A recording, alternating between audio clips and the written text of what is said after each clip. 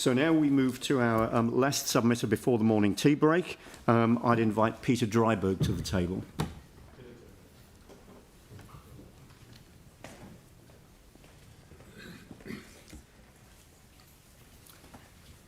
Thank you. Peter Dyhrberg. Thank you, and my apologies for pronouncing your name incorrectly. It's frequently coming out very differently, so do not fret. Greetings, Deputy Mayor, Mr Turner and councillors. My online submission didn't work very well, so this is a follow-up to clarify points, and the first point I'd like to make is to congratulate the council on the achievement of reinstatement of the Edmonds Band Rotunda, which looks very good. Thank you.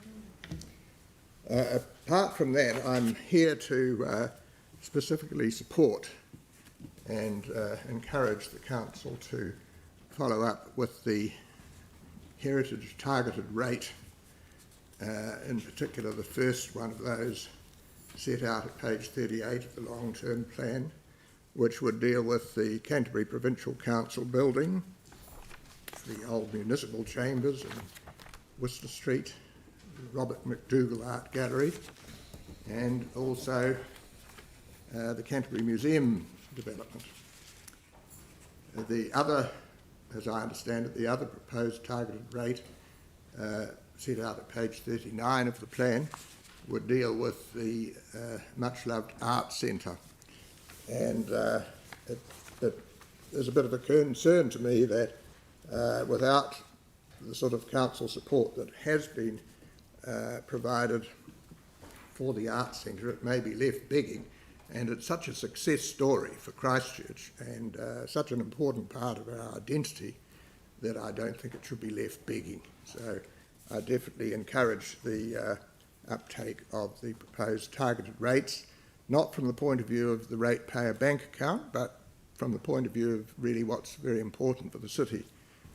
My concern, in a way, in a broader sense, about any of these heritage issues is that many of us have waited a long time sitting back thinking, well, after the earthquake, the city's got many other priorities to deal with, many of them very costly. We're aware that there's a desire not to have rates go up too much, and I certainly support that theme. On the other hand, I think those of us who have waited back for these other priorities to be addressed, we've waited long enough. We don't want these heritage issues to be left behind and ignored, because we do believe, putting it in a nutshell, that they're extremely important to our identity, sense of place. You know, we want to be a new, modern, high-tech city, but we also want the places from which we've come to be visible, tangible, and there to help tell the story. Now, I also would like to encourage the council having a heritage incentive grant fund that works properly. I understand that in the past there's been about $700,000 annually allocated to that fund, and particularly in light of the fact that the council has recently adopted a very community-oriented heritage strategy, it's my submission that it's very important that some of that carrot method to encourage people is still in place.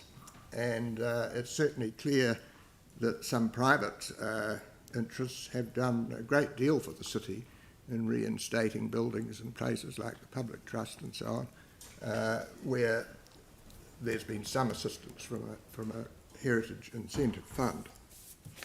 So we'd like to see that still there. 700,000 seems reasonably modest, but it's something to help people who want to do the right thing with heritage. Indeed. I'm going to need to bring this to a close because we're beyond the end of the 3 minutes. Right. Again, the submission points are very clear, and we've heard from a number of other submitters in a very similar vein as well. Clearly, some strong support for the things that you're talking about now. I'm really supporting the Historic Places Canterbury submission, and I'd like to direct the councillors and you, sir, to the part of the attachment at the back which emphasised the importance of heritage to the economy. That's in the last pages attached to the